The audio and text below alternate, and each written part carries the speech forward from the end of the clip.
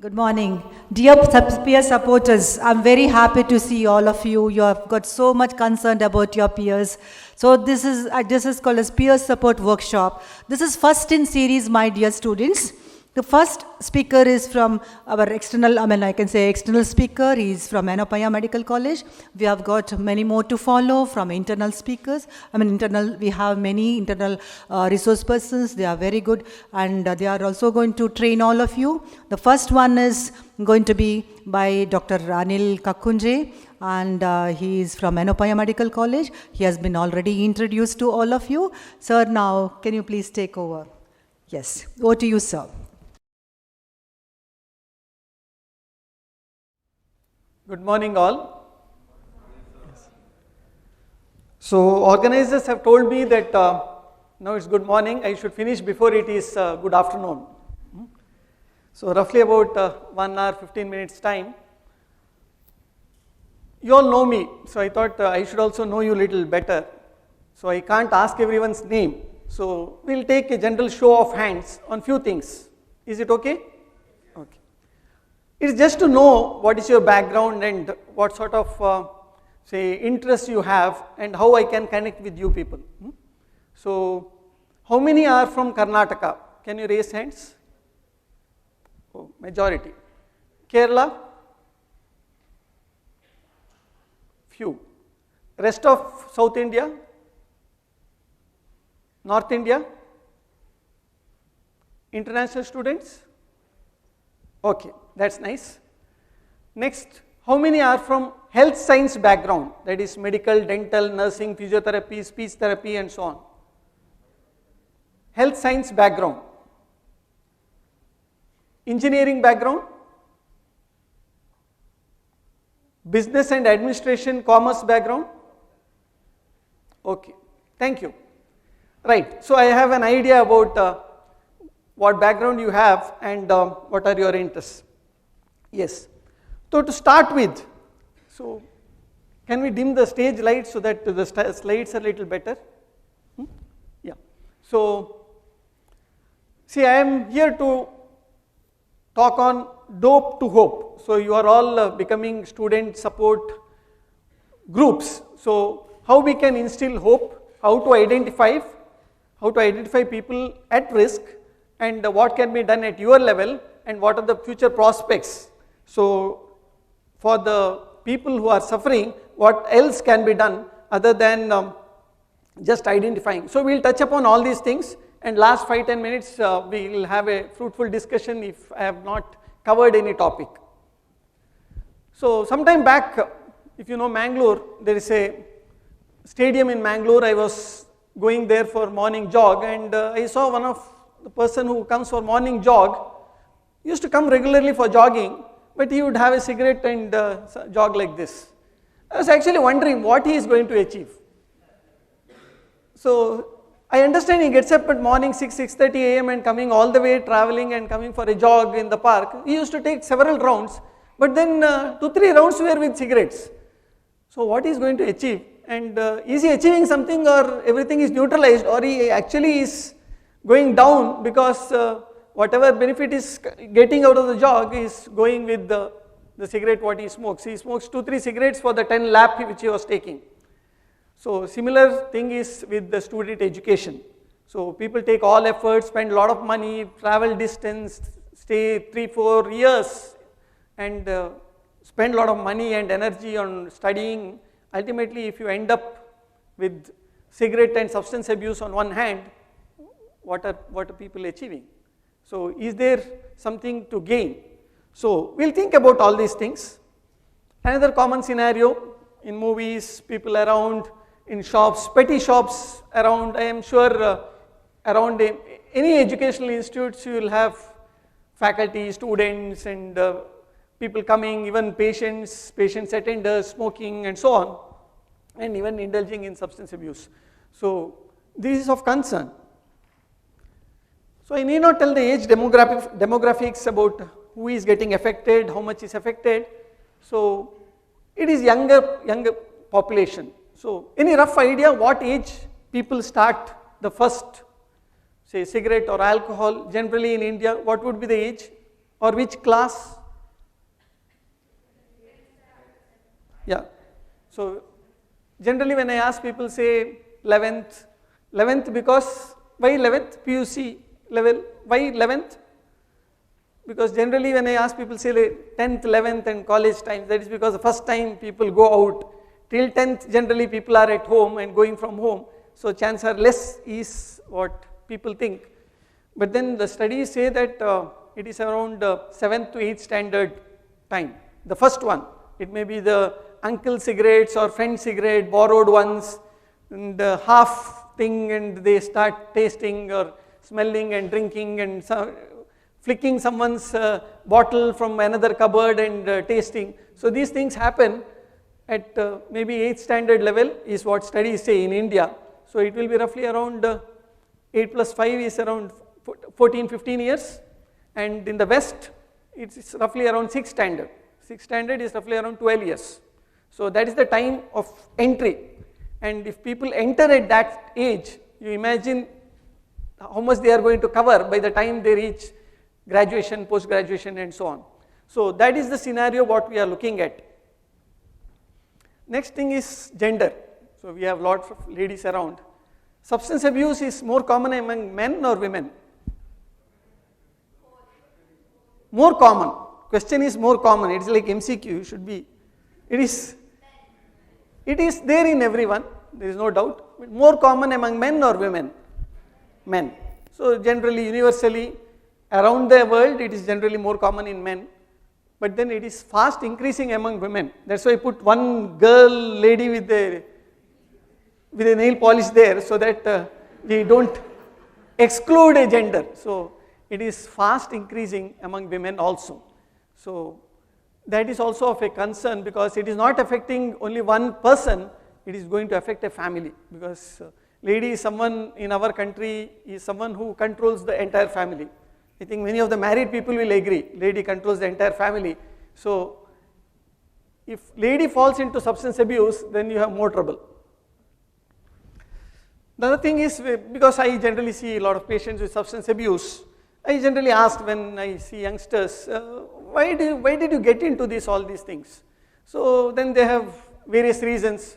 So like, for anything people will have some reason. So majority of the men would say it is some kind of style. I have seen Shah Rukh Khan or say Mohanlal or some actor is smoking and so on. So maybe that is a masculinity kind of thing, men and masculine, and probably girls look at men who smoke cigarette or have an alcohol, so they may look something like he is doing something, a masculine kind of thing which he is doing, and they feel that it is to attract the opposite gender. But then studies done on say eligible ladies or say girls, so when they asked whether you prefer person say drinking and smoking or someone who is sober, majority of them said that we prefer someone who is not drinking and smoking.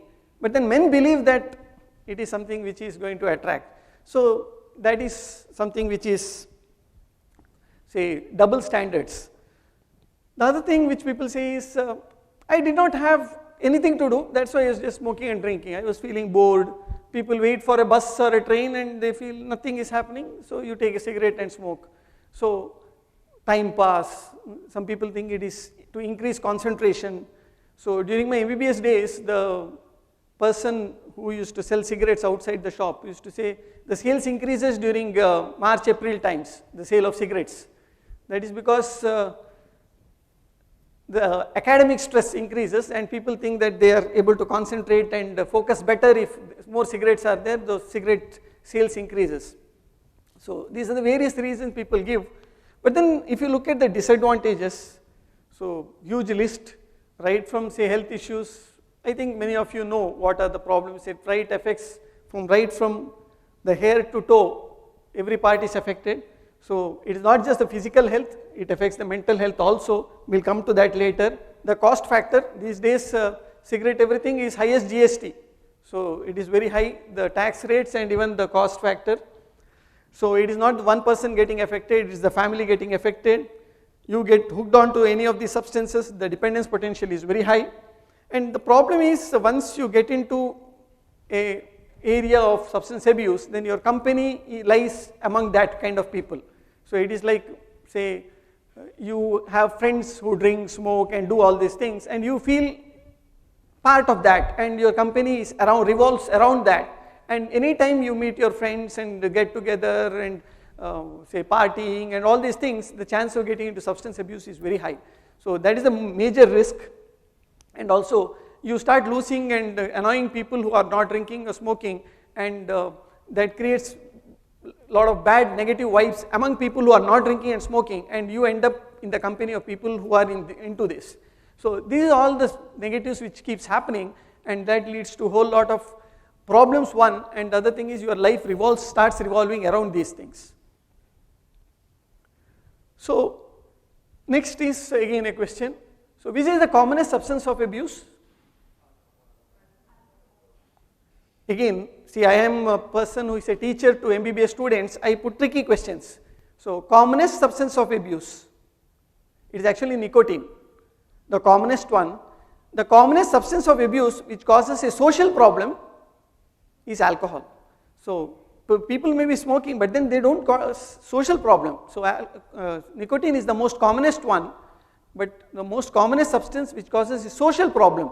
So problems to others is alcohol. But then both are an issue. So when I cover the rest of the topics, when I say substance abuse, it is predominantly these two, but then there are other ones also and higher ones. We will discuss briefly about all those things. Which is the third commonest one? First and second is here. Third commonest one, any idea? Anyone? Yes, so many are muttering. So marijuana or cannabis, weed and pot and grass and so on. So that is the next one, which people say ganja and so on. So that is the second commonest one, the third commonest one.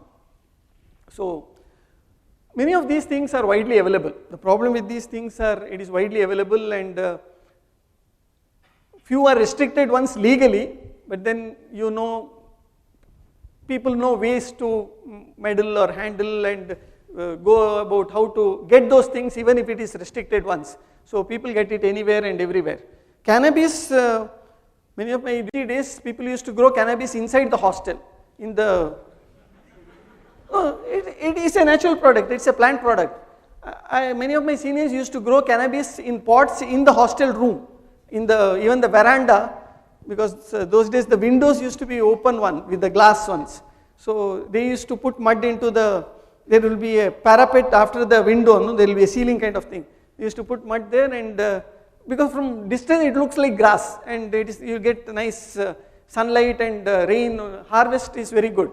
So they used to grow cannabis there. Cannabis grows everywhere.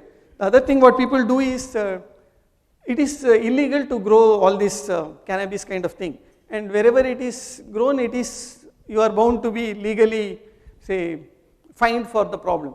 But what people do is, people grow it everywhere. So how is it done? So, because if you grow in your property, you are liable for prosecution if you do any of this illegal activity. So what people do is, people grow in government land. So you can always say it is not mine, I don't know. So what people do is, people grow it in forest area. So many of this forest area, you just pay money to the forest guard and you have a specific area and people grow there. Anyone finds out, you can always say it is a naturally grown one, it's a wild one, I have no connection. But then you know where it is and people pluck and sell it. So this is how they manage to grow all these things. The other problem in youngsters is glue sniffing. I don't know how many of you have heard this. So glue sniffing is sniffing something like say Fevibond, Fevicol and many of these organic solvents. So varnish, nail polish removers, ink erasers and say petrol and these kind of petroleum products. So you start smelling, it is kind of addiction. It's a new thing which is happening among younger people. So people, because this is widely available, it's very difficult to control it. So one of my patients was brought by the mother, and he used to put Fevibond, the Fevicol which you get in a small tin, into a plastic wrapper, pour it fully and keep it in the bed sheet when he is sleeping and along with him, and cover the bed sheet and sleep off. So that whole night he'll get the smell. And people start getting respiratory infections when you start regularly doing this. So it's a nice aroma which people do it regularly, it becomes habit. That's another problem which is of glue sniffing. The other thing of little higher order with people with a lot of money is, what is this, anyone? What is it this called? I know not the substance, what is the method of, yes, snorting. So this is called as snorting, S-N-O-R-T-I-N-G. So snorting, so this is for quick high. So you directly put it into the nostril, so it gives quick high. So people generally, the higher order opioids, so people snort and it gives a quick high. So this is how people do. So they roll the paper and put it in the nostril, and it directly gets absorbed through the blood vessels of the nostrils and gives a very quick high. So these things become addictive very fast. You do it few times, then you are hooked onto it, and then coming out becomes very difficult, and you end up spending a lot of money and time procuring it and say to get the high, and slowly the tolerance develops. I'll tell you what are all these things. Slowly tolerance develops, and 1 gram, 2 gram, 5 gram is nothing, and people start craving for more and more, and that becomes a huge problem. So once you know all this substance, the next thing what we have to do is we'll have to see that people come out of all these things and what can be done. So the next part of presentation is what I feel is you should be able to identify who has a problem, what is a problem, and how to identify these people, and next at what levels what interventions can be done. So brief chemistry, if people ask, I know all these things you people may be aware. So nicotine which people smoke, for example, people smoke for what? What content of the cigarettes or BDs? Tobacco, yes. Tobacco, what content is addictive? Yes, it is the nicotine which people crave for, but it has many other things which is not useful actually and which is more harmful. There are 400 other substances which is not useful, people don't want it, but then people smoke for nicotine, but then it contains many other things which is very harmful. Carbon monoxide, lead and so on, so carbon, so it spoils your health very much. But then what people crave for is only nicotine. But then for one substance you start getting affected with many other things, and many of these things are cancer producing also. So that is how it is. Then if everyone knows that it is a problem, why do people go for drinking and smoking? If everyone knows it is a problem, there is a picture and it shows that it is injurious to health, even in TV you show is down it comes, smoking is injurious. Why people get hooked on to all these things? Why people crave for these things? What may be the reason? Yes, addiction. Why people get addicted? Why people, why do I don't get addicted to idli or dosa and why only for idli dosa also gives pleasure. I feel happy after eating nice idli dosa, but then I don't crave for idli dosa. Anything is fine. Yes. So it may be multiple reasons. So the reasons are, one thing is the substance related, one thing is the person related who is using. So both things come into role. One thing is the substance itself is addictive compared to an idli dosa. So how it is different I will tell you, but then it has many neurotransmitters which stimulates the brain and gives much more dopamine or pleasure compared to any ordinary food item or any other happiness, and why people crave. I will come to that, but then it is related to the neurotransmitter. The other thing is what the substance does to the body, the design itself, it is a substance which has tolerance, which people crave with a higher quantity. I will come to that also what it is. The other thing is people themselves have various personality factors, and that also plays a role in using these substances. So many people who have genetic susceptibility, especially people with family history of substance abuse. So father is drinking, say brothers are drinking, uncle is drinking, you have a genetic risk of getting onto substances very high. And if people have specific genes which are prone to have substance abuse, these all play a role in why people get addicted to a particular substance, or why people move on to addiction. Apart from all these things, even the environment, the surrounding around you, the friends around you, the age, hormones, all these things play a role. So the other problem is when I ask what is the problem, people say stress. So younger days, anything can be stress. I can't, very difficult to differentiate and separate stress from youngsters. So anything and everything is stress. People say that online class is a stress, no internet connection is a stress, so no sleep is a stress, some boy-girl issues is a stress. So multiple stresses is a problem during younger days. And the other thing is, people say competition. I expected 90 and I got 89.5. I was expecting daughter to get distinction and she just got a pass mark. So anything and everything can be a stress. But then whether competition is actually bad? Competition is bad? So that comes to what is good stress and what is bad stress. So stress itself is not actually bad. So because it actually gives the best from you. So if there is a competition, you do give your best. There is a running race. So someone is running within 10 seconds, you know that I have to finish within 10 so that I come first. So you are under stress to perform, it improves your performance. So that kind of stress is called as eustress, where it boosts you and you give your best. That is called as eustress or the good stress. But then stress shouldn't become a distress, where you feel fatigued and tired and you feel I can't do anything more and nothing much can be done. That is a time when stress becomes a distress. So you feel tired of doing things and you feel I can't take it anymore, I'm getting tired of these things. Day in and day out it is becoming a problem.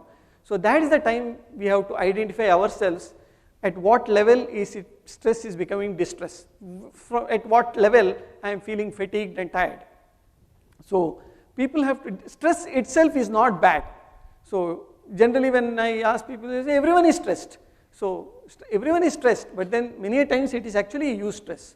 To great extent it is eustress, but then many people are unable to cope with the stress, then it turns distress. That is the time when we have to intervene. Yeah. Next is, I will keep it very simple, so don't worry about when I show these pictures. So it is to understand why people get hooked onto the substance, and so it's neurobiology of it. I'll keep it very simple and brief so that you understand it. So I'll give the example of, say, nicotine. So it holds good for any substance. So why people smoke or drink? So what happens is when people take a cigarette, nicotine enters the body, it stimulates the nicotine receptors, so where the nicotine acts. So once it stimulates the ventral tegmental area, the nucleus accumbens, don't worry if you are confused with the name, some area in the brain, so there is secretion of dopamine. So that is the pleasure chemical or the pleasure neurotransmitter that is secreted, and that stimulates and gives some pleasure, and it moves on to the frontal area or the prefrontal cortex, which improves mood, concentration, and you feel it kind of happiness after taking this. So this is what happens when you smoke a cigarette. So smoke enters and it is fast because you inhale it, directly goes to the body and it goes to the brain, stimulates the receptors, dopamine is secreted and people feel happy. But then why I don't get happiness when I eat, the same happiness or addiction when I have idli dosa? So the difference is when you smoke and drink, there is a rush of dopamine. The pleasure rush is much high and much faster compared to any other pleasure. So that is why it doesn't match. The problem is when I say dopamine is secreted when I get happy for any reason. Someone praises, I feel happy. I appreciate someone, people feel happy. Dopamine is secreted, but then in small quantity. When you have a cigarette, there is a rush of dopamine and this pleasure doesn't match this. So once you get used to the rush of dopamine, no other pleasure you get happiness, or you don't enjoy any other pleasure. So spending a vacation with family, spending time with family, spending time with children, walking in a garden, everything secretes dopamine, but then it is a slow dopamine. The other one is a rush of dopamine. So when someone says you come for a walk I say I don't want, let me sit at home and have a cigarette. So you enjoy this dopamine much more than the other one. And once that happens, once you reach that stage, no other enjoy. You enjoy only this and you crave only for this. That is what is going to happen. So you keep on using these substances, your threshold for happiness increases so much that you don't enjoy any other pleasure coming below that. You are getting it? So that is why addictive substances are very dangerous, because then you start neglecting any other pleasures of life, many other common ones which generally people enjoy. Now coming to the levels of usage. So substance abuse are of 3 levels generally by and large. One is use, many people use. One is abuse. The other one is the last order or higher order, where we have to intervene at a greater extent, is addiction or dependence, where it is more of, say, a biological intervention, something needs to be done by a trained person. So use is, many people use once in a while, drinking in a party or a family get together, once in a while, so enjoyment, that kind of thing where it starts, or at many people are able to manage at this level is use, occasional use.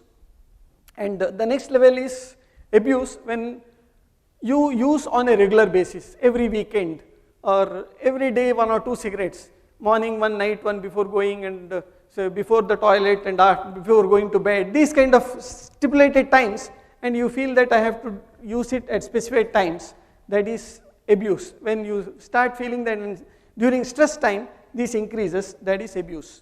And the last one is dependence, where you use on a regular basis, on a daily basis, you carry things along with you, so you carry bottles, you start having stocks, you keep, when some band is there, you keep store so that I will not miss it. So that is stage where it is dependence.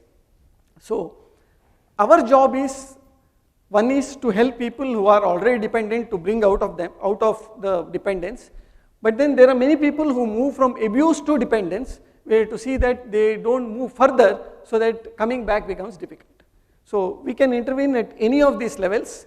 At a use and abuse level, you can manage with a little, say, personal touch, counseling and so on, so that we can get them back and see that they don't move further. But then for dependence, you need a multimodal approach. Okay, next is how to identify people are at dependence. So this is the stage where we need to know what is actually dependence. So there are 2 criteria, one is DSM and ICD. I'll keep it one very simple one, ICD one is a little simpler one. There are actually 6 criteria.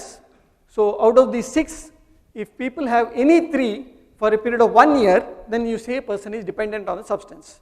So it can be for any substance, smoking, drinking and so on. So for example, I take the example of for drinking. ICD-10 has 6 criteria. One is tolerance. Tolerance is gradual increase in the dose for the same effect. So initially person was taking 1 peg, then it becomes 2 peg, then it becomes 3 peg, then initially it was only evening time, then it becomes night, then afternoon, morning time. So that gradual increase in the usage is tolerance over a period of time. Other one is withdrawal symptoms. So once you don't get the substance, people start developing withdrawal, that you are missing something. So people don't get sleep. Many times people have tremors. Morning, many laborers are unable to work without a peg. That is because they have withdrawal symptoms. Without the substance, they are unable to hold and start working. So cigarettes, people say I am unable to concentrate. People get angry. So these are the withdrawal symptoms of these substances. Next is strong desire to take the substance is craving. You start seeing some photos, you start seeing someone drinking, you get an urge that I should also have. By the time it is 5 o'clock, 6 o'clock, on the way home, you start getting an urge, I should have a drink. So that is actually craving. Next one is difficulty to control. Many times you feel that I shouldn't drink. Many people when I ask also, they say, I don't feel like drinking, but then it becomes out of control. So that kind of feeling that I am unable to control the feelings is the 4th criteria. 5th one is you neglect all other pleasurable activity and you enjoy only the substance. So you miss family functions, you miss meeting friends, you miss going out together. but then you want only drinking. You avoid family functions so that I can drink at home, sit at home and drink and smoke. So that is salience, that you neglect many other pleasures of life and your pleasure is only with drinking and smoking. So that is fifth criteria, that is priority given only to substance and not any other pleasures in life. And the last one is persistent use in spite of developing harm. Person would have developed say gastritis, person would have vomited several times, he will have liver problem, lung problem, all these things. I know people who are admitted in the ward with liver cirrhosis and the person is unable to go to the toilet also, but then once he goes he will have a cigarette only and come or a drink only and come. So there are people who say, let my friends supply when I am in the hospital. So there was time when even in de-addiction wards people get substances. Once it was, in our ward, one person was caught because because these substances are not allowed. We don't allow cigarette and these things inside the ward. But then many people, because of the craving, and friends want them to see that we are powerful, we are his friends. So they want to supply even to the ward. So one person like that told his friend that you have to arrange cigarettes for me. So for him cigarettes came through the sandwich bread. So sandwich bread, middle cut, and in that 2 cigarettes were kept and over that sandwich, and it was being supplied to the ward. And this fellow was giving to his friends. So such things also happen. So persistent use in spite of developing harm. People would have developed harm, physical harm, psychological harm, but then they continue to use. And they understand that it is because of substance, but they don't want to stop. So these are all the 6 criteria. And among these 6, if people have any 3 for a period of 1 year, then person is dependent on the substance. So once you know that he or she is dependent, then you need to do urgent intervention and probably a multimodal intervention and covering all aspects involving family, friends, biological, psychosocial, and with the best of effort to see that he comes out of addictions. So now you know how to identify this usage. Is this moving? So once you identify at various levels,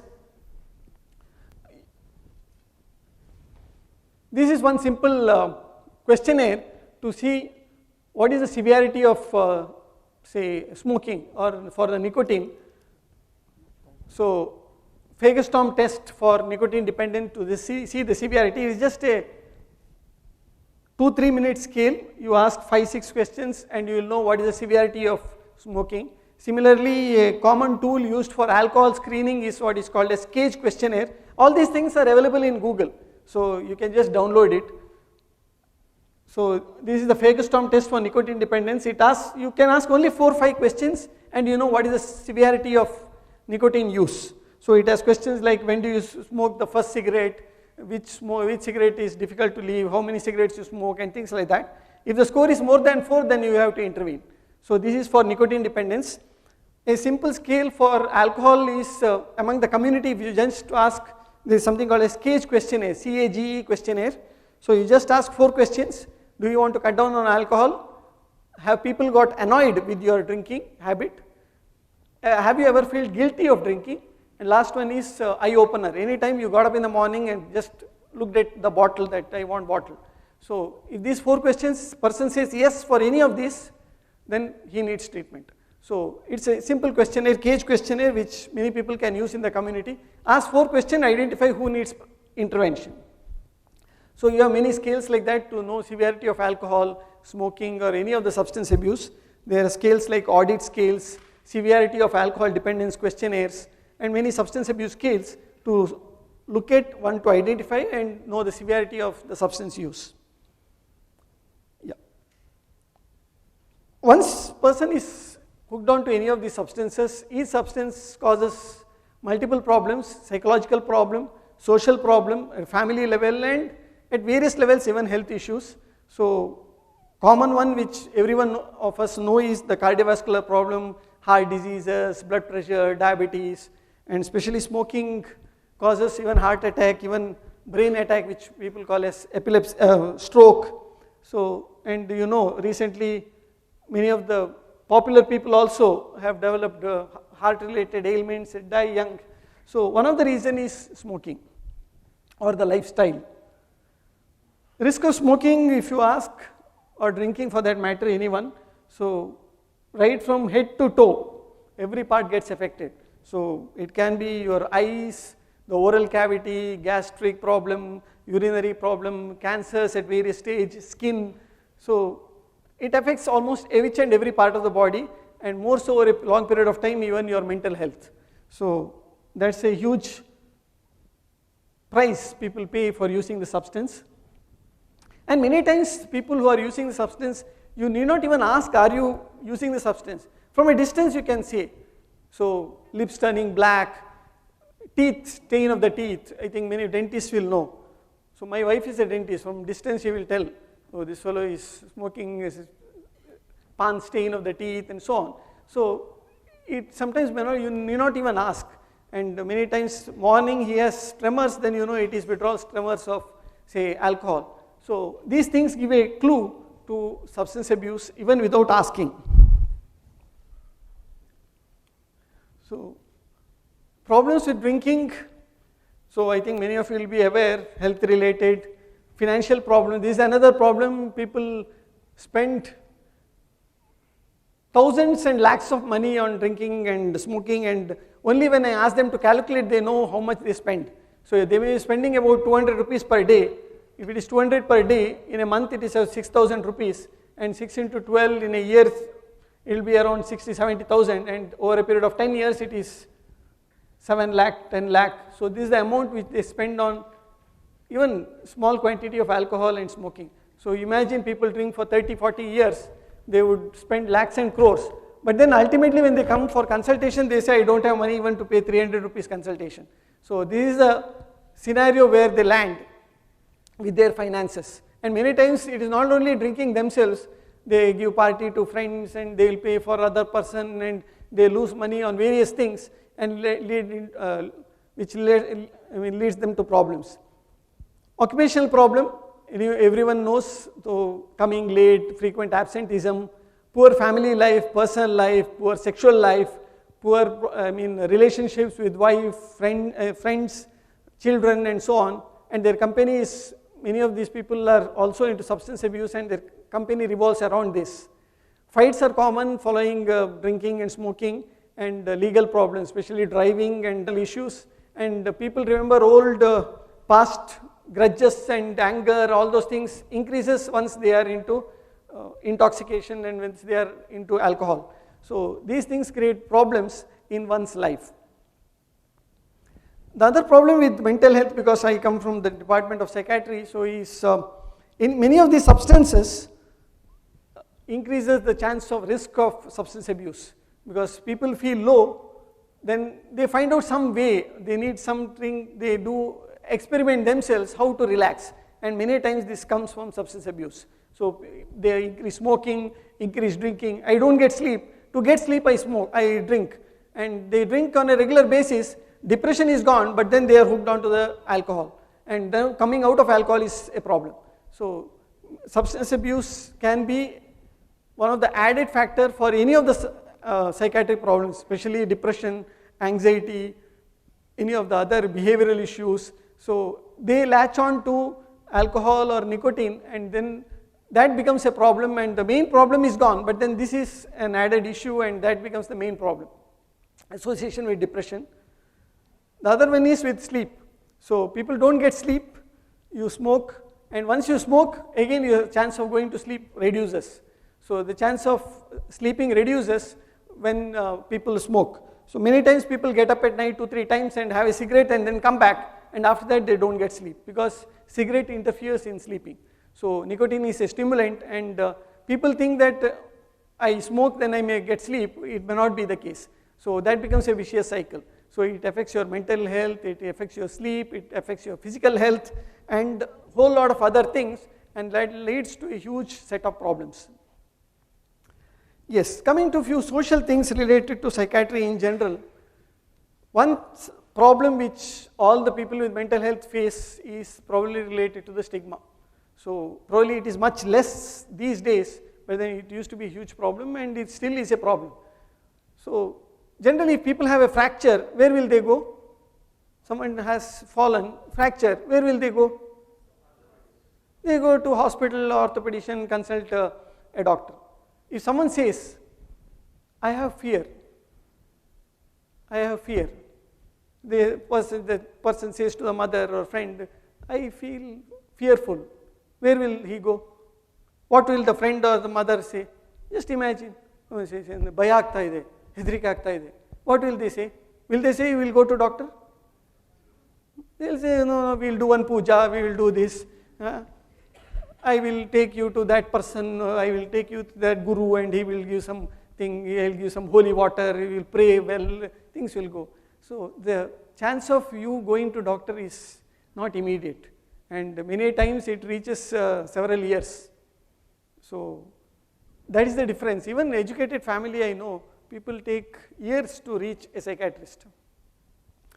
Other problem is people don't want knowing that someone is admitted or someone is taking treatment, so they do things at their level, people tie them, people chain them. Even in many religious places, people are kept just to see that they get some God blessings and get well, but then these are things which are not right. Okay, so I think people are getting bored with the only theory, so I thought some entertainment. So we need entertainment. So many movies have come related to substance abuse. Can identify any of this? Oh, I think many of you would have seen Udta Punjab is one on substance abuse. This one, anyone? Malayalam movie? Oh, someone is good at it. So Tivandi is another on smoking cessation and how people get hooked onto substance. This one? A famous song related to this. It was a sensation during those days of campus life and cannabis smoking and substance abuse. Damaradam movie, yes, Damaradam movie.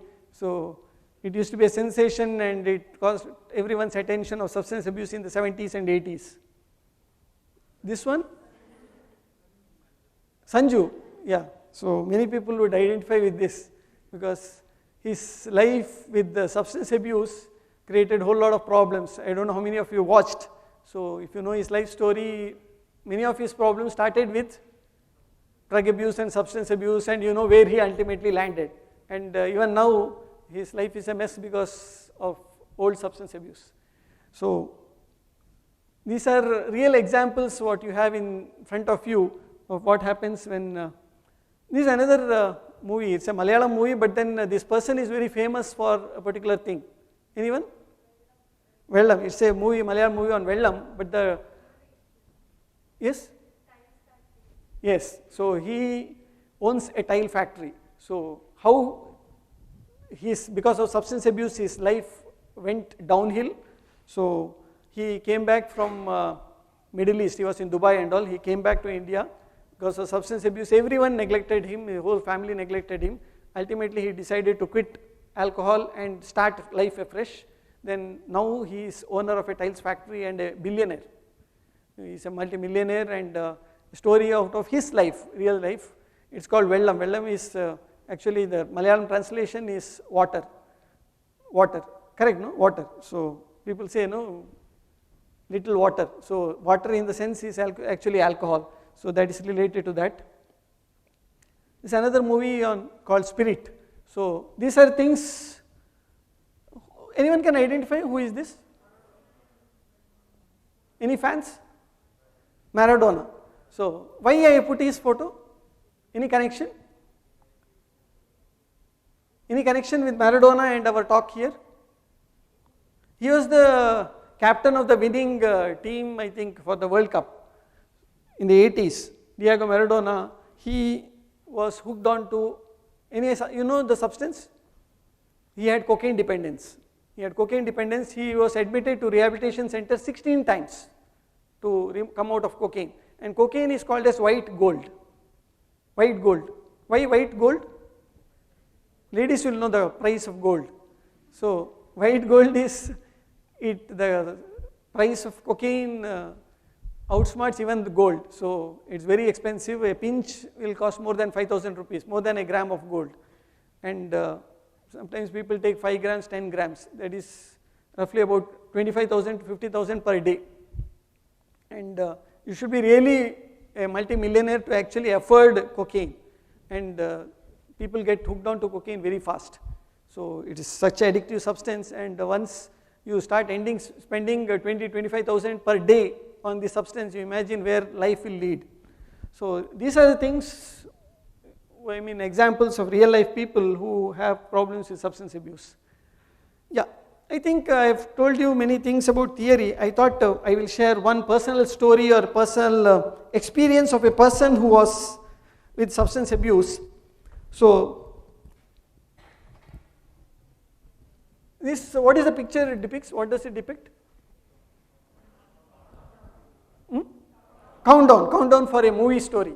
It's not a movie story, it's a real life story.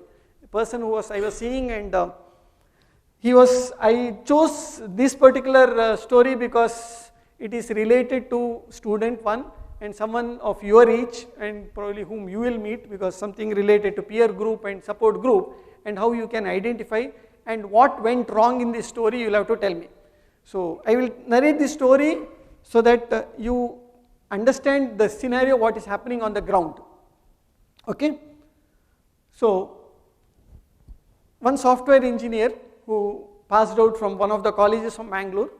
So Mr. X, we'll keep it Mr. X. So he passed out from Mangalore, in from the reputed colleges of Mangalore, and finished engineering, computer science. And generally once you pass out, get a software degree, where they will apply and go? Generally in Karnataka, they will go to Bangalore. So he is from a middle class family, and family having high hopes, and he was the only son, and they had 4 daughters.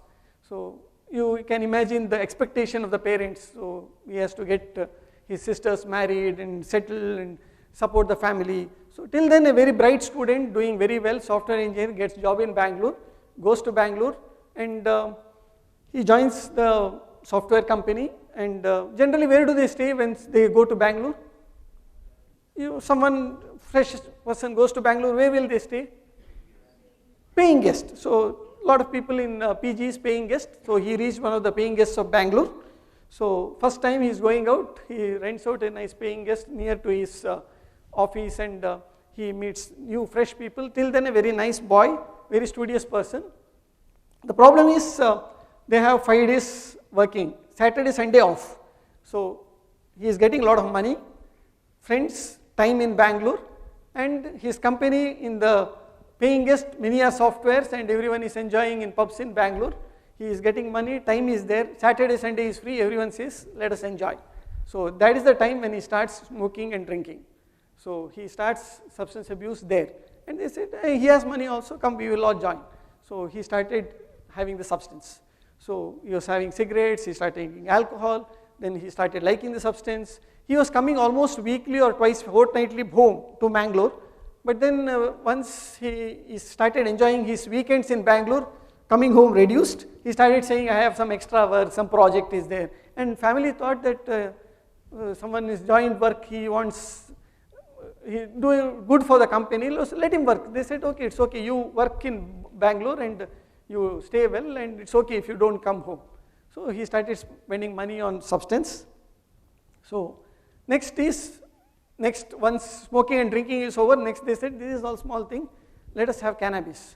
So we'll have ganja, and they started selling 30 rupees, 40 rupees, 70 rupees, we'll have ganja. He started taking ganja along with his friends.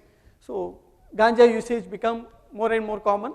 He started using ganja regularly. He became one of the main person who enjoyed ganja very much among the whole PG accommodation. And that became a regular habit. His work performance slowly decreased, and many times he had to take leave because hangover, did not get up in the morning, and this became a major problem. Slowly, then what happened was he started losing money because he was not regular to work. Then he started telling, what he started doing was, since he has access to ganja and all these things, he started selling it because I can make money. He used to buy ganja for 50 rupees, 100 rupees and sell it for 500 rupees because many people don't have access to this. So he buys for 100 rupees and sells for 500 rupees. 400 rupees profit doing nothing. So he used to get a lot of money out of these things, and he started becoming a petty dealer for substance abuse, and he used to enjoy a lot of money. Why I should work? When I am getting so much of money sitting at home, why should I go to office and work? So he started skipping office work, doing only this, buying in the morning, enjoying, evening he will sell and make a lot of profit and enjoy. So that became a habit. Slowly his PG owner came to know that something is not all right in the whole apartment, so he said vacate. Then he thought, oh, it will be a problem if I go anywhere else also. So what he and his few friends did was, they bought an apartment in a building, 2-3 floors for hold together for themselves. One apartment they kept free to invite friends and have ganja, everything there. And they made actually a hookah bar, something like this, in Bangalore, in one apartment. So they called friends, anytime you are free, you come, you have nasha, and you go back. And they collect money from them. So they used to collect 2,000, 5,000, and one apartment only for that. They will sleep in another apartment and collect money from these people. And that became his actual job. He quit his all software business, and he was doing only this business. So he earned in lakhs. So he used to run a hookah bar and hookah shisha bar, and everyone used to come, all college students. He said, so you have problem in drinking, smoking at home, you come to my apartment, you smoke, drink, have ganja, we will provide everything, you pay money and go. So that is how his life changed in 2-3 years. And he used to be a very popular person, earning in lakhs. He bought car and started enjoying, and family actually thought he is doing very well in studies, in academics.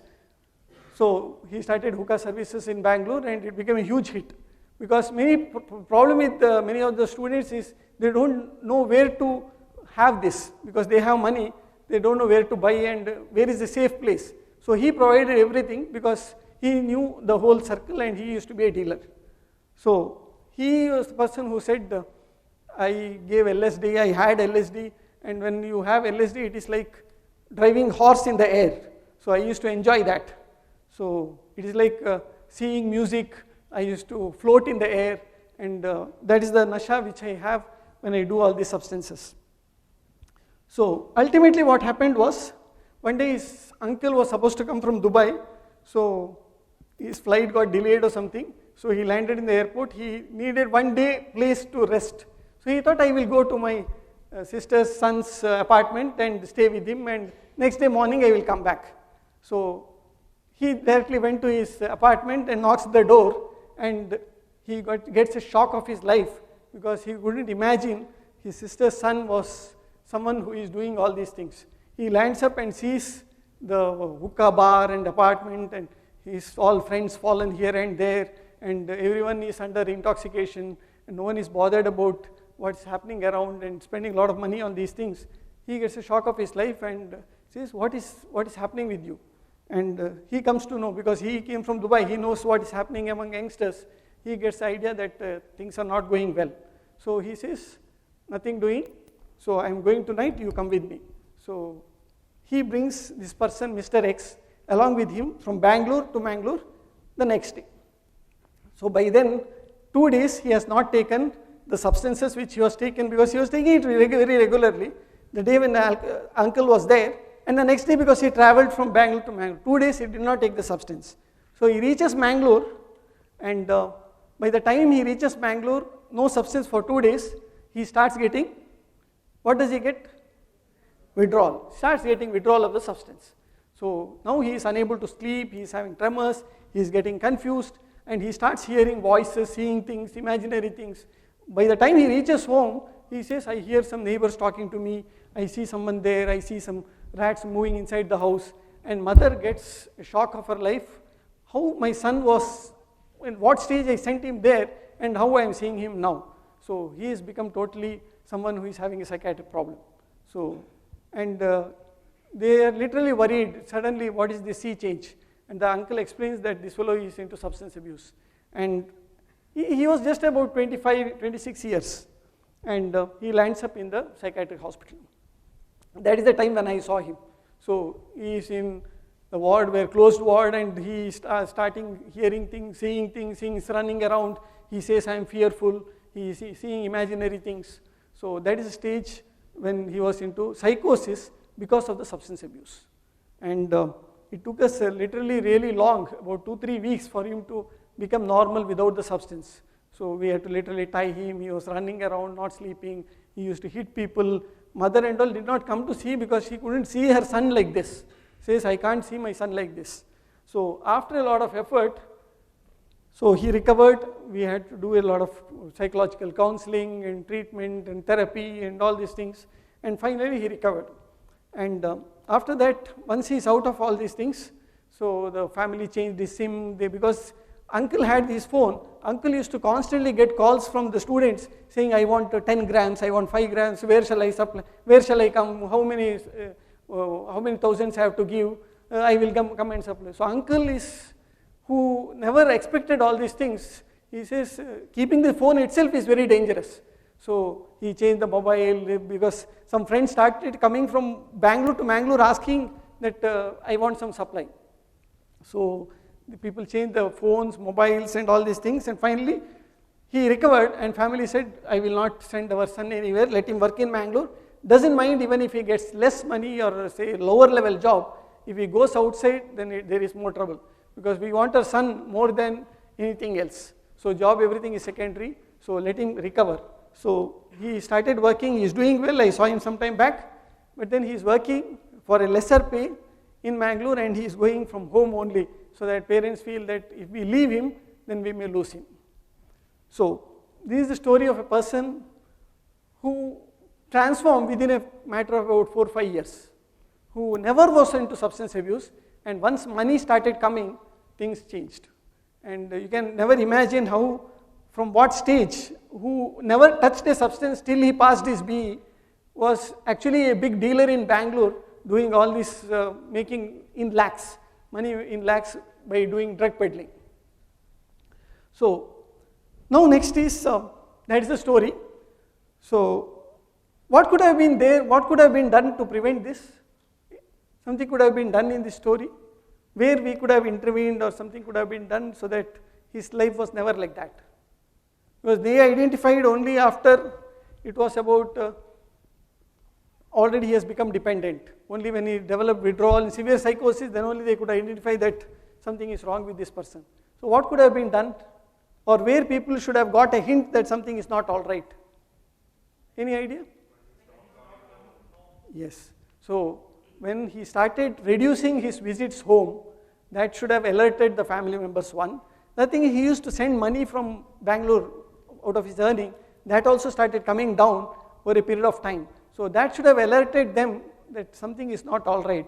And he was not coming home, and family always believed that our boy is a very nice boy and very good boy, he will not do anything.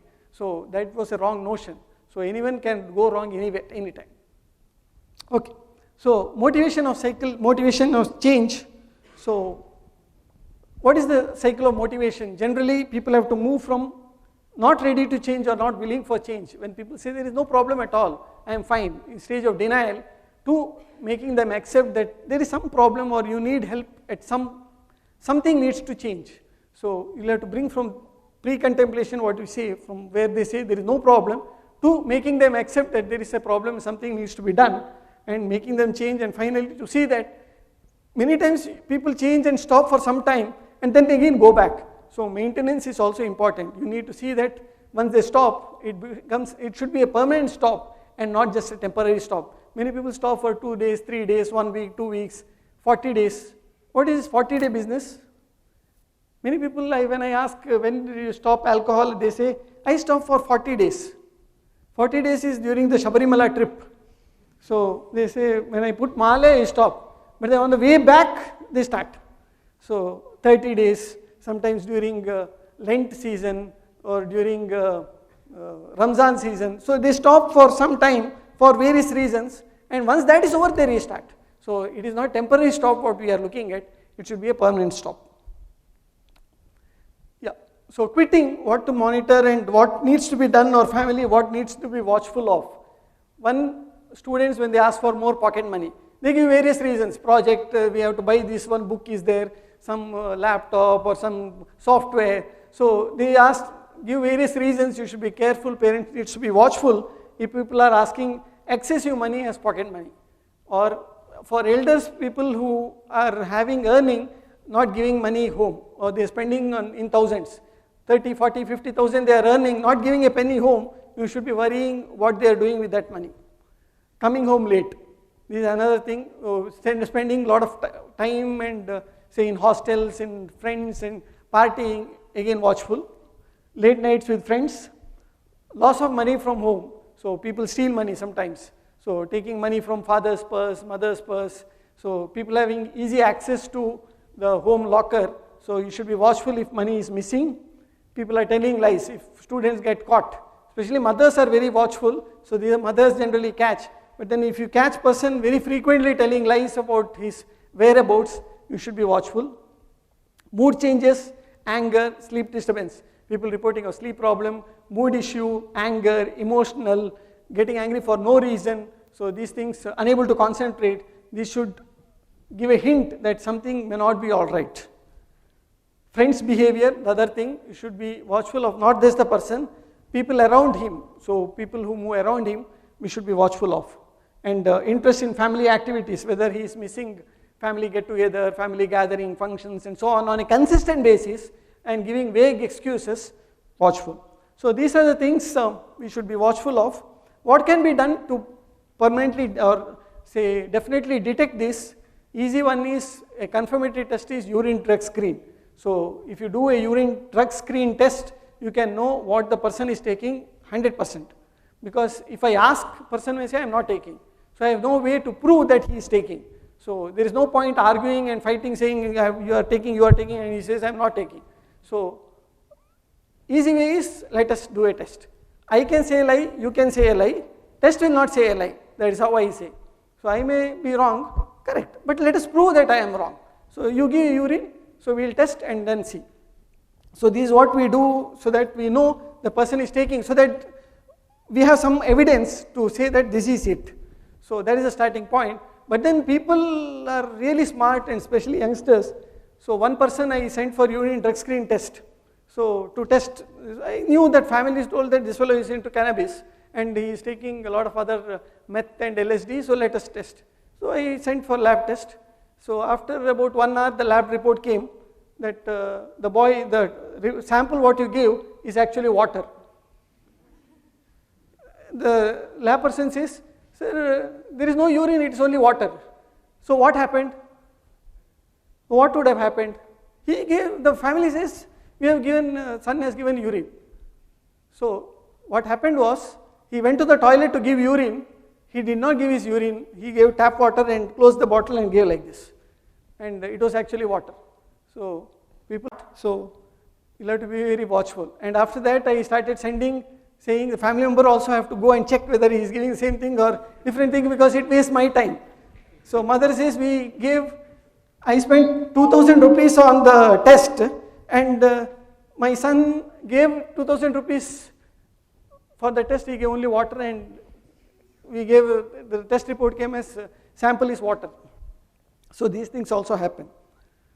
So we have a rehabilitation center, we run a rehab center for people with substance abuse.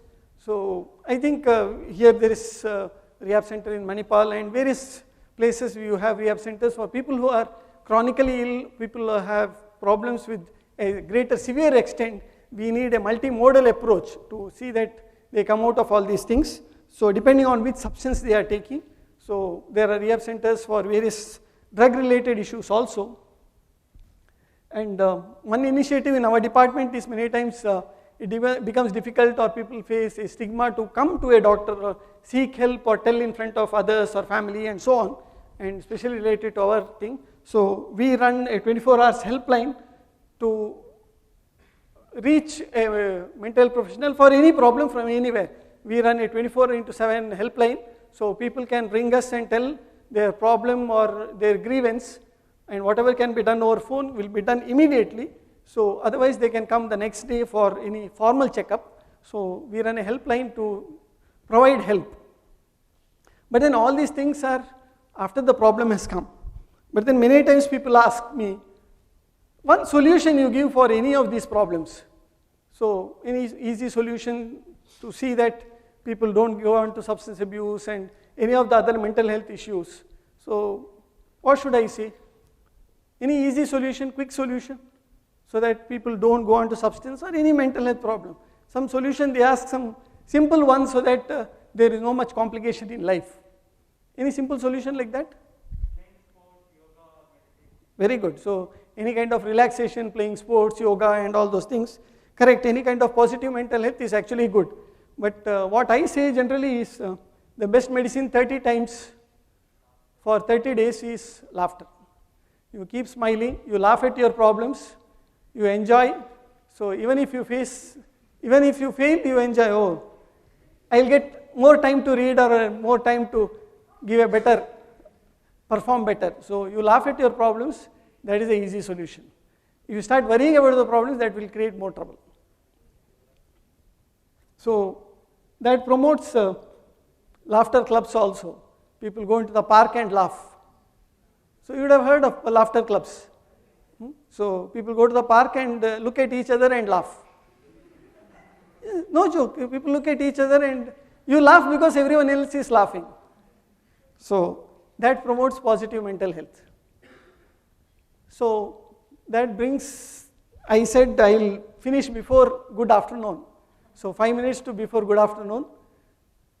So thank you. So if you work well, you can change a family. Because not changing one person, it changes a family. So any questions? I'll be happy to answer if I know.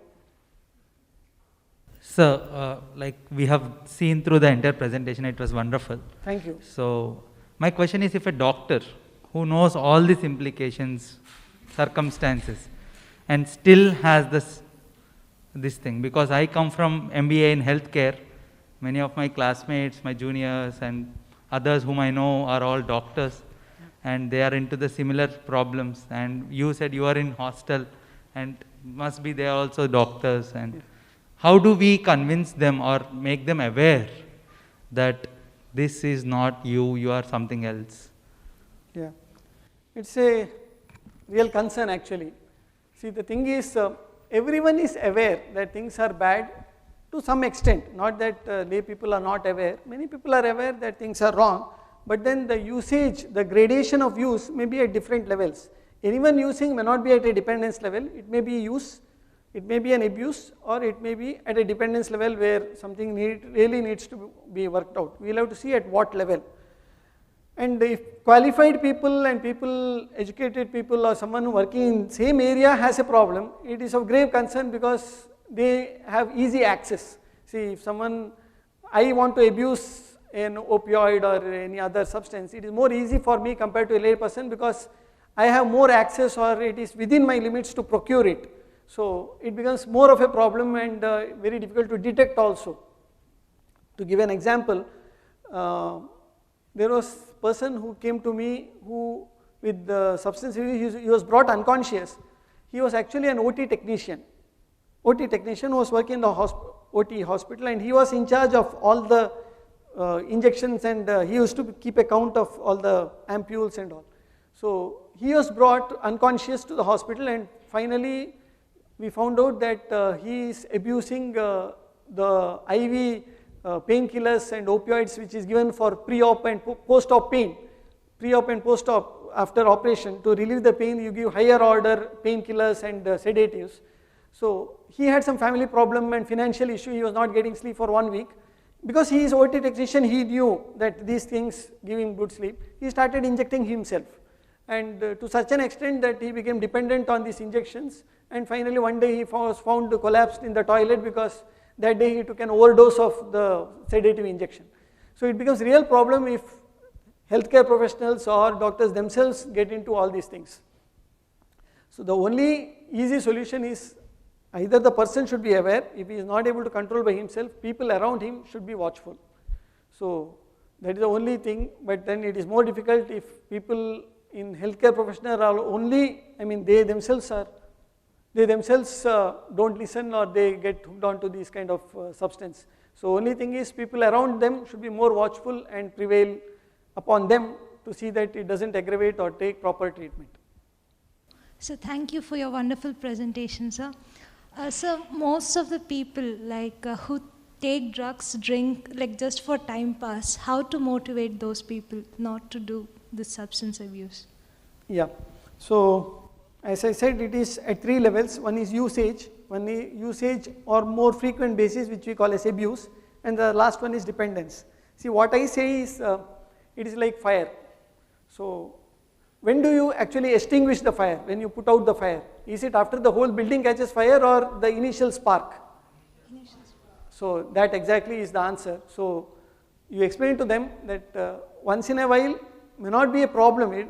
Small spark here and there, it may not be a huge issue, but then unless you put out then and there, it may lead to a huge fire later. So always first thing, so you identify at a very early stage, and that will be an easy time to extinguish, because you can easily make them understand and then extinguish.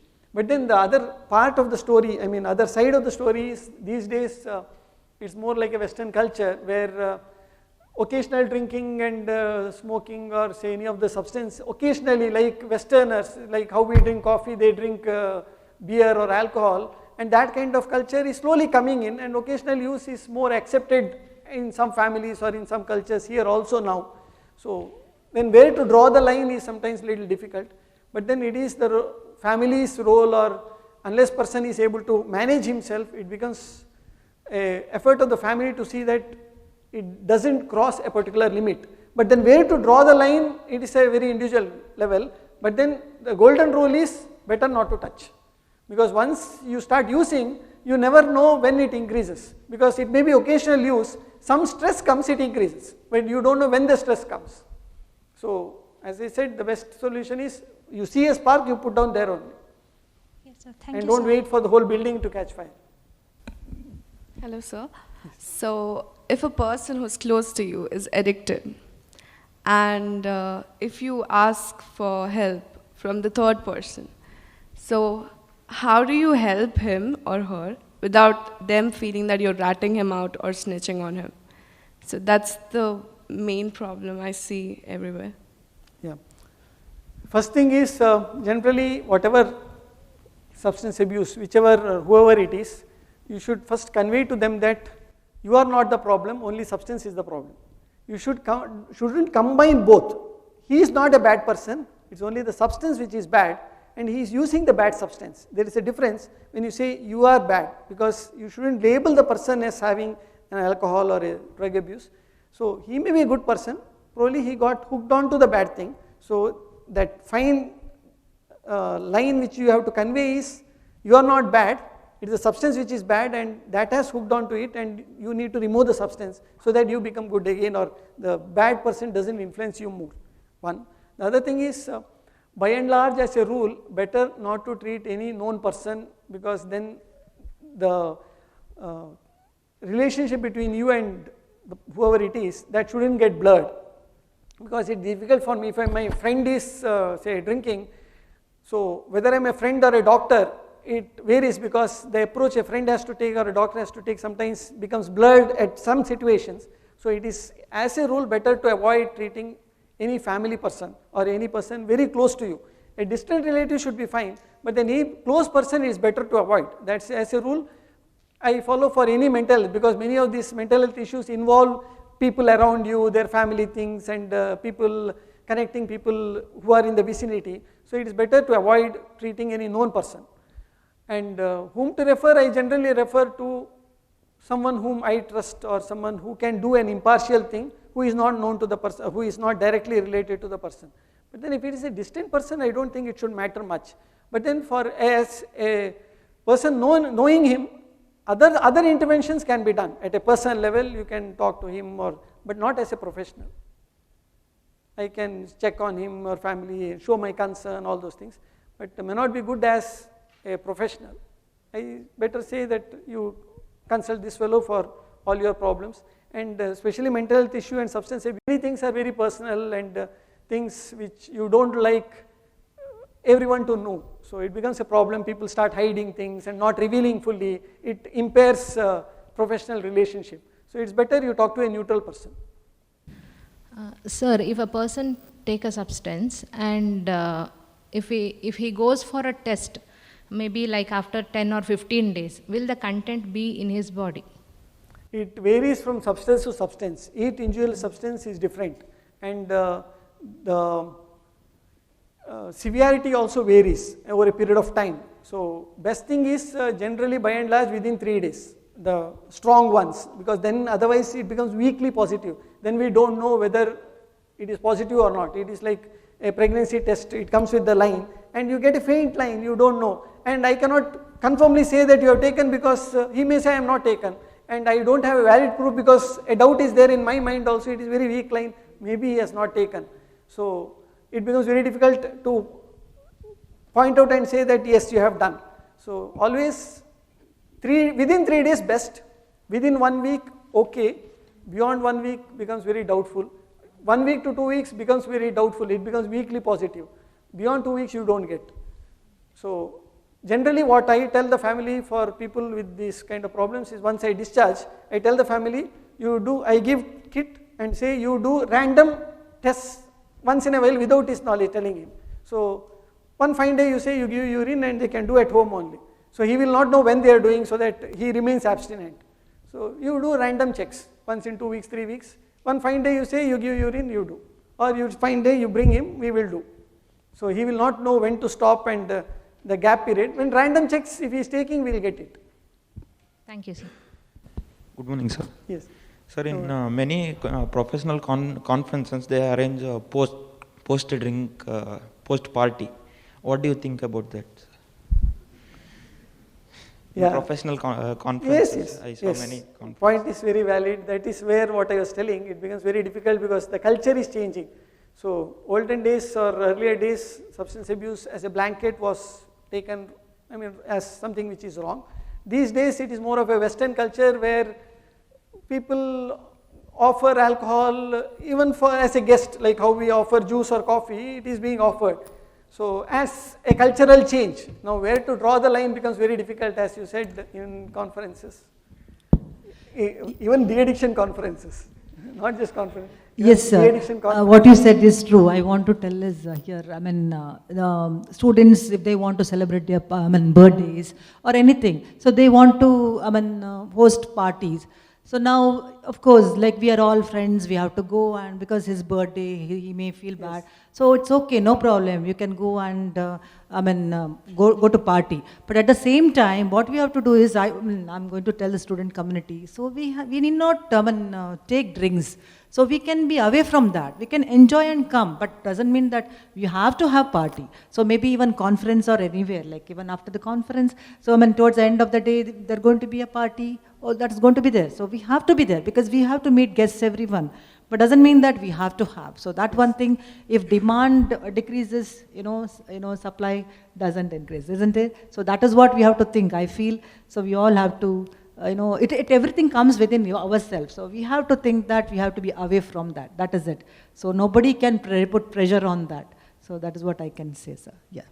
Yeah, so like you said, it's the first, the kids, like teens, and the early 25. Like if you ask them to stop, like counseling and all, won't it stimulate their rebellious self? Like, won't it? Rebel, it's like they feel like rebelling against. Won't it stimulate it? Yeah, that is what we have to draw the fine line.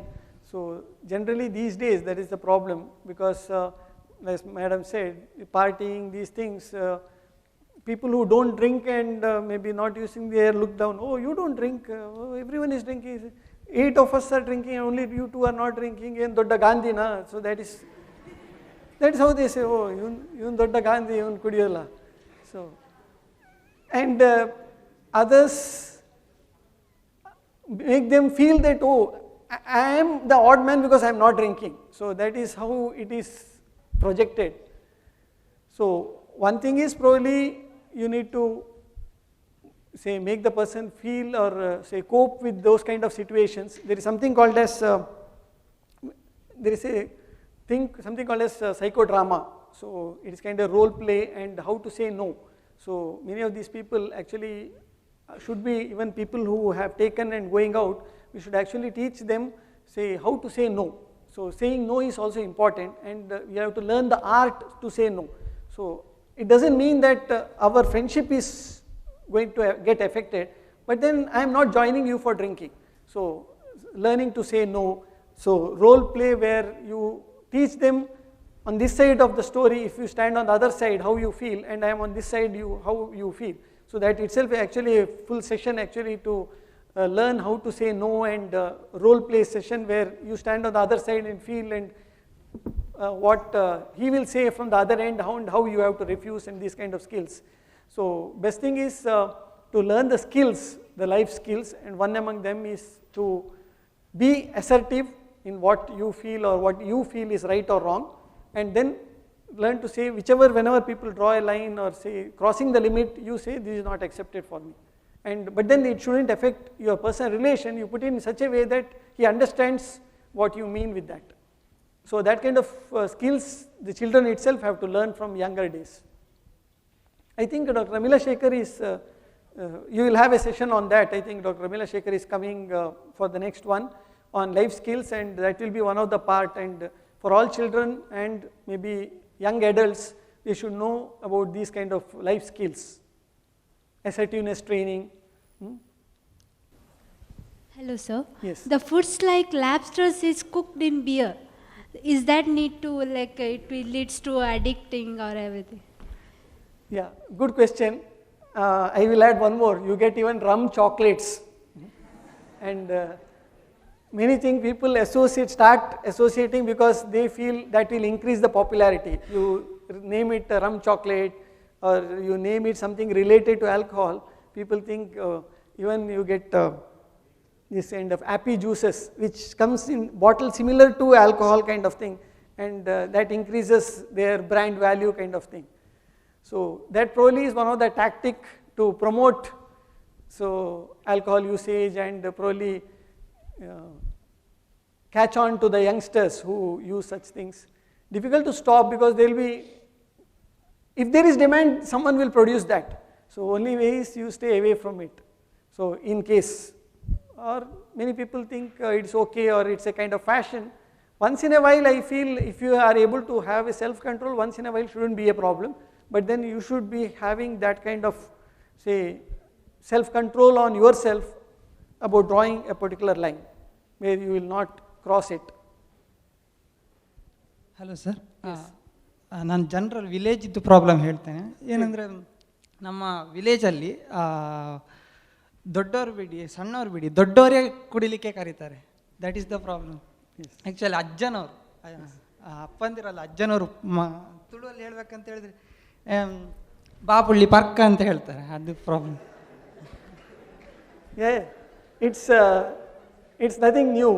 So alcohol has been part of our society for years together. So, and one way for people who are drinking, one way to see that no one objects to their drinking, one way is to make everyone drink. So there was one person, husband, he was drinking. After marriage he was finding it difficult to drink because wife was objecting. So slowly he started giving wife and made the wife dependent. So no objection, he drinks, wife also drinks, so both of them sleep happily. So that is one of the tactics. So if someone is drinking, if people start opposing, you make them also drink so that there is no opposition. So parliamentary democracy, you know, so if people are objecting, you pull them to our party, then there is no opposition. So there is one tactic. But then some people, the culture is okay with thing, but then from a health point of view, not good. And probably some people are not aware of the damage they are doing to young minds at a very, because they may not be knowing what is right or wrong. A little adult may be able to differentiate what is right or wrong. A very small kid may not know what the Ajja is telling is wrong or bad. So he may drink and he may think, oh, it is Ajja is doing it, it is fine, but that is wrong modeling. So that is not encouraged, but then the society sometimes is like that.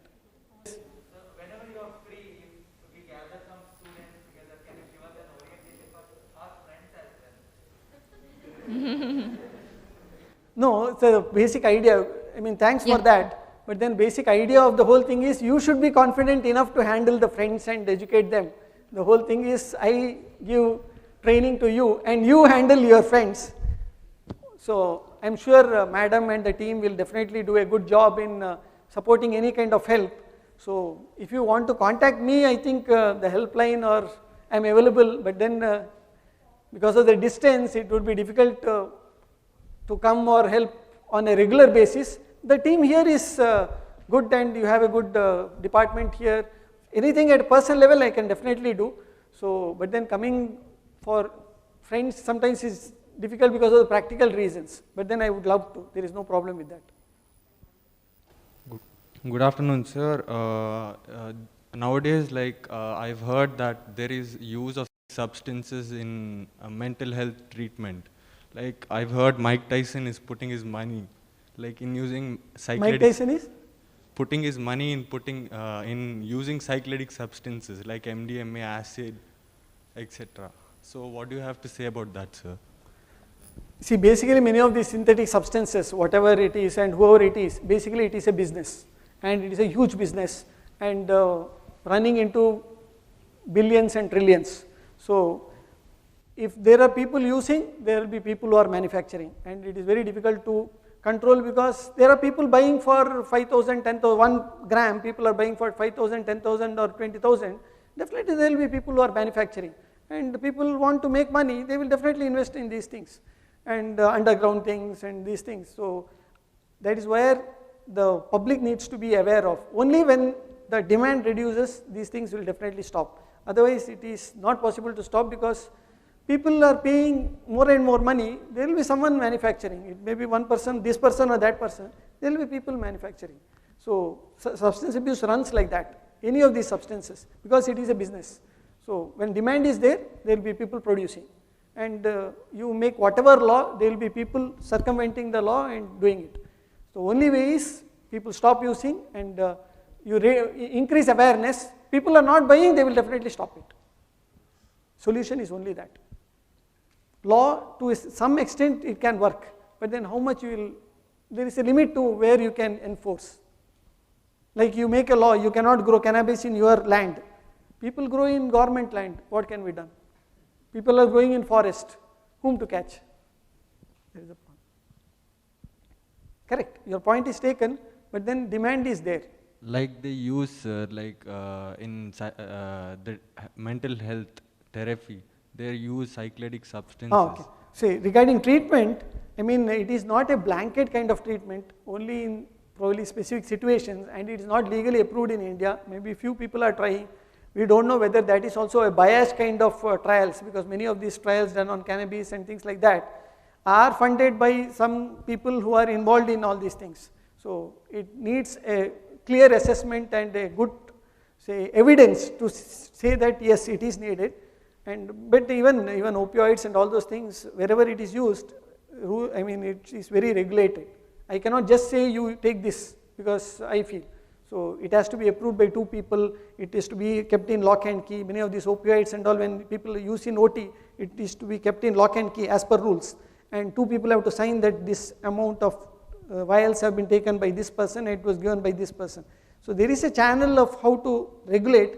Some people don't follow it and there is where it creates problem. But medical usage is at a very minimal level, psychedelics is at a very minimal level. It is not generally approved as a blanket thing. The very idea of conducting this peer workshop is to disseminate whatever the knowledge you have, use it in your day-to-day life when you mix with your peers. And we have very good support system here, even the psychiatry hospital or student counseling center or so many connected things which I believe Madam will enlighten you afterwards. So before that I would like to say is one solution for the problem Sir asked.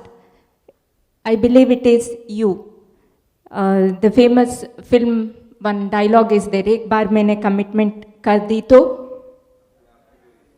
है ना? So we all know it has to be start from us. So we have to take the decision what is right, what is wrong, and stand for ourselves. Sir, I'm very proud to say that Sir is alumni of our Kasturba Medical College also, and he had came all the way from Mangalore and given a lot of information out of his experience and real life experience, example. Thank you very much, sir. Thank this you is my for your email ID, so anyone wants any help can mail me. Now in another 5 minutes, Dr. Geeta Maya will take the next session about the overview of Nasha Mukt Udupi Abhiyaan project. I thank Dr. Anil Kakunje for his wonderful talk. I am sure that even not only offline and students, online students also, they want to ask many questions. But if you online viewers, please note that if you have any questions, you can mail us or mail directly to sir. So this is the first in series. We are going to have many more talks like this. We have many speakers from our Kasturba Hospital and here within Manipal, around Manipal. So this is first one in series because you're all going to be trained. This is actually peer support workshop. Doesn't mean that with one talk we are going to finish it. All these days, you know that because of pandemic, so what actually happened, we couldn't conduct any offline programs. Even now also pandemic is there because of hybrid mode we are doing. And this is the first in series, and the 3 to 4 more topics, I can say, talks going to be there. You all have to attend online. Okay, so that's going to be there. So by the end of all those, or I can say, talk series, I'm sure that you're all going to be trained and your support is going to be there with us. So we are all going to work towards eradication of substances at MAHE at the same time in and around Manipal and also I can say community. Okay, so now I'm going to speak about what exactly we are going to do about our project. So just overview of the project. Yes, dear students, I'm not going to tell anything about why students are into that and what are the reasons. Everything you know now, sir has clearly explained to you. So without any reasons, no one will go into that particular stage or category, substance abuse or anything. There will be some reason. So maybe experimentation or anything. So that will be there. So reason, without reason, student will not go into. But one thing I want to tell students who are into that, you know that they are addict. So we are not supposed to treat them as something, drug addict or something like that. It is not like that. As sir said, substances. So if they are away from substances, they are like you and me or anyone. So that is what they can lead normal life. Okay, so that one thing we have to keep in mind, and we have to help others. If you help others, I'm sure that you will get that satisfaction. Okay, we should not expect anything from others. Expectation will give you dissatisfaction. So acceptance will give you satisfaction. That's what I wanted you to tell you. So I'm very happy, dear students, you are here, those who are here, as well as online viewers. You all have that, mind that you want to help your peers. So that's why you're all here today, and I'm going to let you know what exactly we are going to do. And yes, so when you all joined this college, you had something in your mind that what you want to do, dream. So dream, do you know that dream, whatever dream we think we want to do, we should not discuss with others. We have to, what we have to do is we have to implement it. We have to do it and then say that this is what exactly I wanted to do and I did that. Okay, so now that is what I came to know now. See, this is an opportunity for all of you. So what do you want to do? So you want to help your peers. This is what exactly you are never told anyone. Now because we all asked you your consent. So because of that you expressed your consent, or I can say feeling that you want to help community. I'm very happy about it. Yes, so next is what exactly I wanted to say. During our journey, each and everyone has to face challenge. So this is not 1 year or 2 year course, you know that. So you have to face challenges. So how are you going to cope up with these challenges? What are the techniques you have to follow? So I don't have to say anything. You all know now very well. We have to make use of right coping techniques. It is not necessary that you all are going to face problems. Your peers or your classmates or anyone.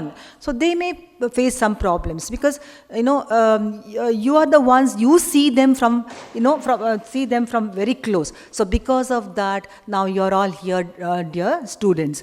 So challenges, right coping techniques to be used. So what are the techniques which are the right ones? That we have to decide, isn't it? So how we can help them? So when you see the students, they are having problems, we will come to know. So if today he came, tomorrow he will not come, or some very few days he has come to classes, then after that no attendance at all. So that means because you are seeing in the hostel or anywhere that student. So now how to help them? So even if you go and talk, I don't think that it is going to be useful sometimes. So what we have to do is we have to adopt that 4T technique, which our Vice Chancellor Dr. PLNG Rao said. 4T techniques, that is, the first one is you have to track. The second one is you have to, what is that you have to do? Talk. And third one is you have to treat, and fourth one is you have to transform. So let us all adopt this 4T techniques, that is, what first one is you have to track, and then second one you have to talk, and third one you have to, what you have to do, and treat, and third one you have to transform. These 4T technique, I'm sure that if you use, then we can, give awareness to our students who are already into that, and then we can ask them to come out of that. So who are already into that, we can make them, aware of the repercussions, and then we can treat them. So that can be done.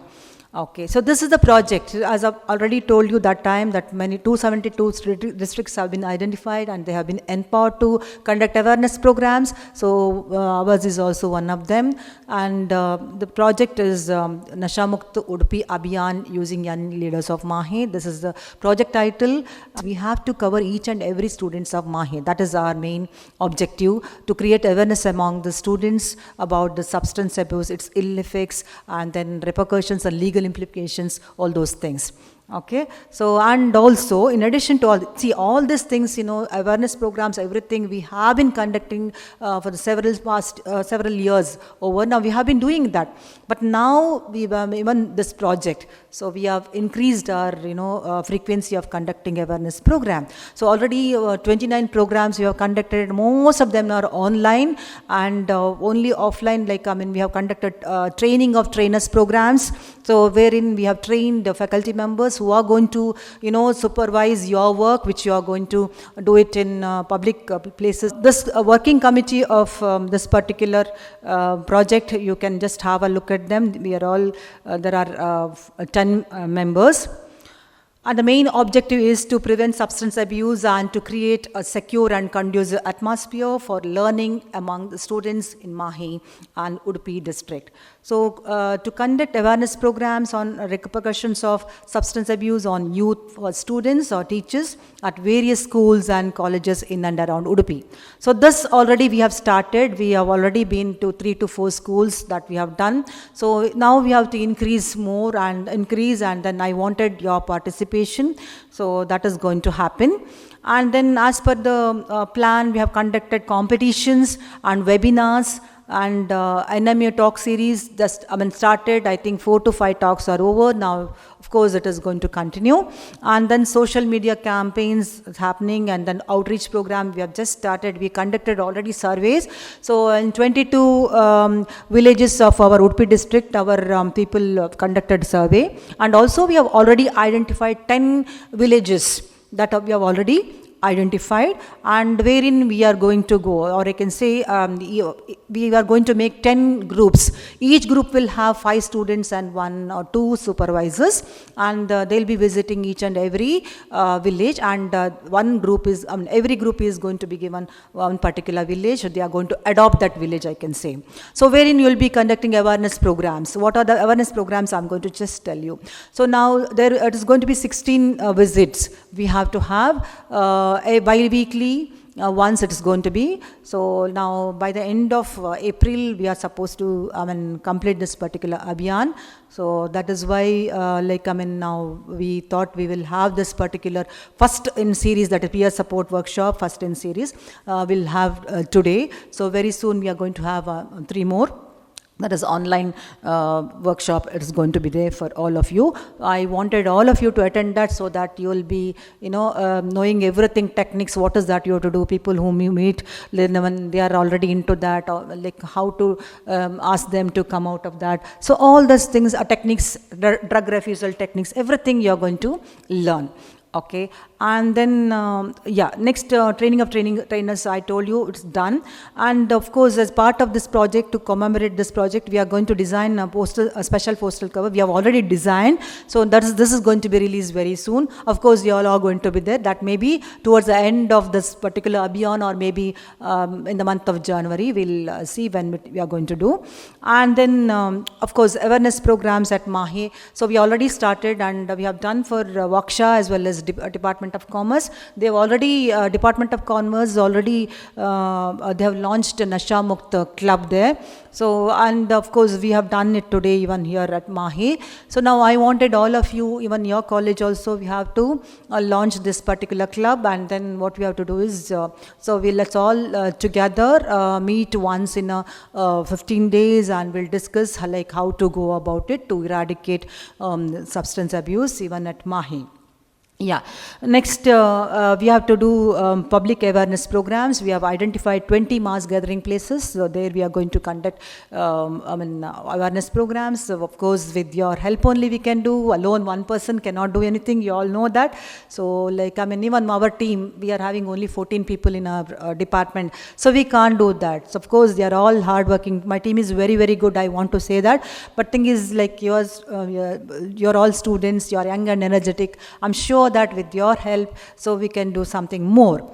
So, and survey about that I've already told you. So what kind of programs are planned to conduct for students as well as village people? That is what I want you to know now.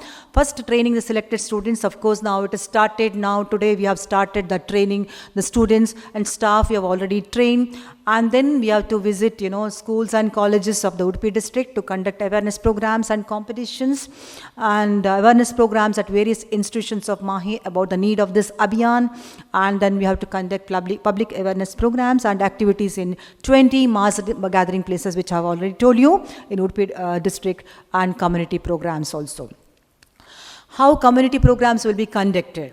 So we have to survey, survey is already done. So, and hotspot villages we have already identified, and we have already discussed Panchayat members, NGOs, Anganwadi and Asha workers. I think this already you have seen in that particular video which we have played that time. Asha workers about the project in the respective villages. You have to constitute a group of 5 students, which I have already told you, and supervised by a MAHE staff to visit an assigned village, and minimum twice per month for 8 months. Now we don't have much time because we have started in the month of April. Because of pandemic, we couldn't do in time everything, but now we have to speed up our activities. That's required. And for each of the 10 identified hotspot villages of Udupi, we are going to visit. Okay, and further house visits in the area, distributing flyers and explaining the effects of drugs and other substances are also planned. And then group discussion with high school, PUC, UG, PG students. These are the ones, if you can speak to them, I'm sure that I think you can stop. Because as I told you that time, I've already told you, demand decreases, supply also decreases. So that's why we have to give them awareness, talk to all these people. So then I think slowly we can, reduce this. Yeah, and then we have to, we are going to tell them like how to identify the students or people who are into that, and how we can bring them out of that. So that kind of thing we are going to talk to them. And the next, how community programs will be conducted. So same thing, like maybe like dental camp, we maybe we'll take expertise from dental department and we'll do dental camp for the village people. And it is also one of the activities that are planned. And then awareness program on the impact of usage of drugs and substances and how it affects our physical and mental health, all those things. And we may call some resource person from of course, MAHE has got many resource person from Psychiatry department. Yeah. So then we may conduct games and extempore competitions on the theme Nasha Mukt Bharat Abhiyaan, and also direct the concerned healthcare worker. If you find some people who are into that, we can direct them to a concerned healthcare worker. So if any of the victims want to come out of that, this is our main aim. So we are not going to force anyone. See, you know that you have to think that performance should come from, not from pressure, okay, from fashion only. So it is not from pressure. So nobody is going to pressure anyone. So like we are going to speak to them nicely. If they can understand that substances only come and that will come and create a problem for us. If they come to know, then that is enough for us. Okay, so we don't have to force anyone to say that no, you come out of this like that and all. It is not our duty. We are not doing that. So we are giving awareness to them, saying that what are the repercussions, what is going to happen, some examples, so all that. So by there are many students I know that I have been here since more than 20 years over, and then even in this department, student affairs, from 2010 I have been working. I have seen many students like who are into that and they have come out, all that I have seen. So that only if you speak to them very well, then they will understand. So my team having counselors, so they're very good support to me and my department, and they don't know what exactly they are doing. So any emergency, they get a call and they'll run to the hostels, hospitals, and they'll be there with them. And even every day, now they are here, 2-3 are here, now others are busy with their clients. So that's what, like, I mean, they don't give medicine or anything, just nicely they speak to them. That only motivates them to come out of that. So that is what I want to tell that. I mean, counselors are there, by dear students. If anybody wants your friend, close friends and all you're saying, doesn't mean that you have to tell that close friend to go there and speak to the counselor. Through someone else, if you can say that the team of counselors are there, if anybody can, I mean, if you can spread that message to everyone when a class, say now sitting there and talking to others, like, I mean, everyone will know. So it is not like that hinting to that person or something like that. In general, if you say, then really those who want to come out of, they will go, and it is happening actually. Even during online, you don't know how many students have, taken our, students' help, counselors' help. So there is a good support to, our department and also students of MAHE. So I'm proud to say that I've got a very good team of counselors. Okay, so I hope that you'll also know who are they, and then you can take their numbers, everything. I'm sure that it is already there with you, and if at all anybody wants, then you can direct them to these people. Yeah, and then finally what we are going to do, like, I mean, after all these programs, like, I mean, 16 visits per every village. So we are going to take feedback from the people who have already attended your awareness programs or whatever you have been doing. The 16 visits we are going to do, maybe I think, what I can say, drug awareness camp, maybe dental camp, or maybe some activities, sports, all those things. Okay, so you have to take feedback on all these activities. So now what are the benefits you all are going to get? My dear students, you are going to work towards all this community as well as, public awareness, public places there exactly you are going to speak and also conduct awareness program in all institutions of MAHE. I'm sure that you will know what exactly, and you will understand the people. That is very, very important. How you have to lead a life, that you will come to know. That's the first thing. So not only the whatever, like if you are good in studies, that is not important. That is not only important, and you have to be, very good in other things also. So that's what I want to say, and your leadership quality is going to be increased, and you know how to work in a team. Team means together. Everyone achieves more. So I'm very happy that you are going to be there in that team, and you will all, achieve more. That will really benefit you.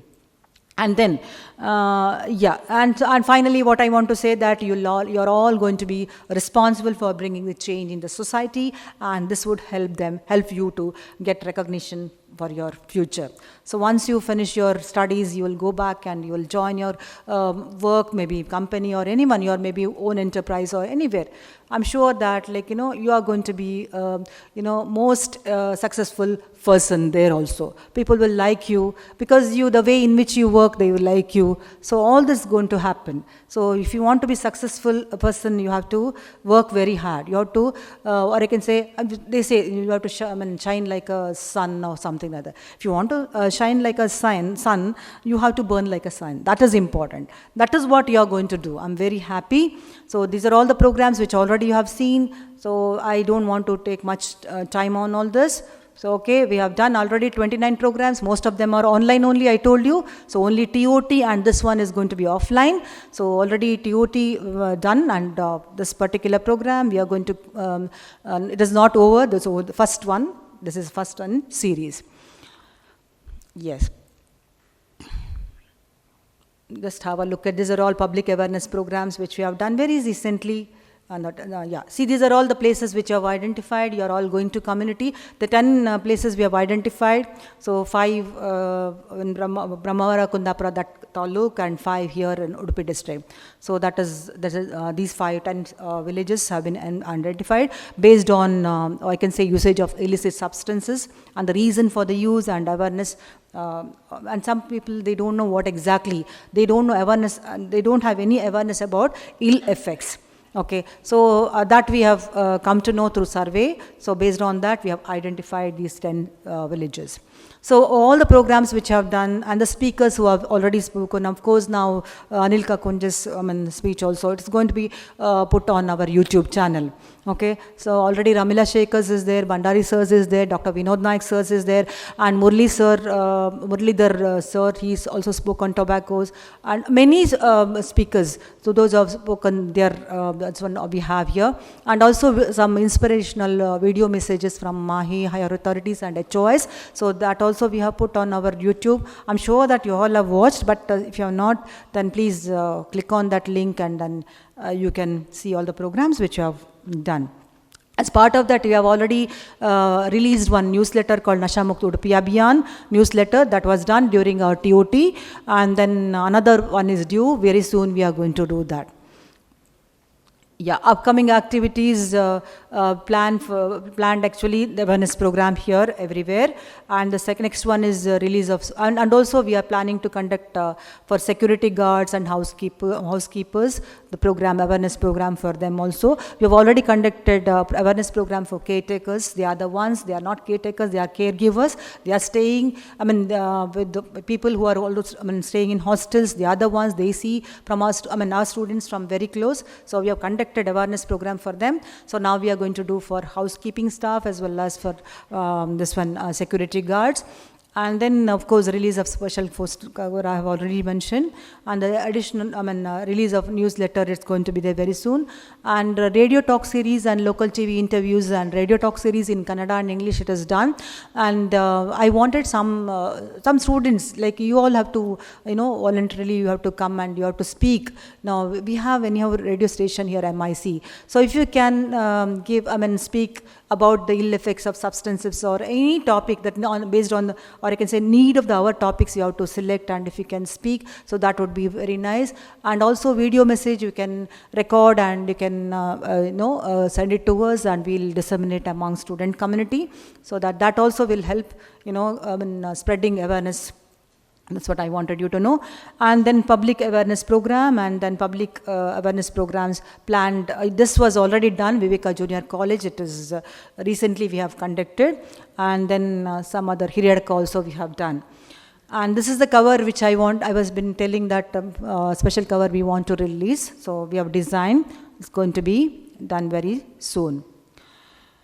And this is what exactly I wanted you to know, my dear students. Success doesn't come directly. You have to work very hard without any fear. You have to do. Fear means, there is a two definitions.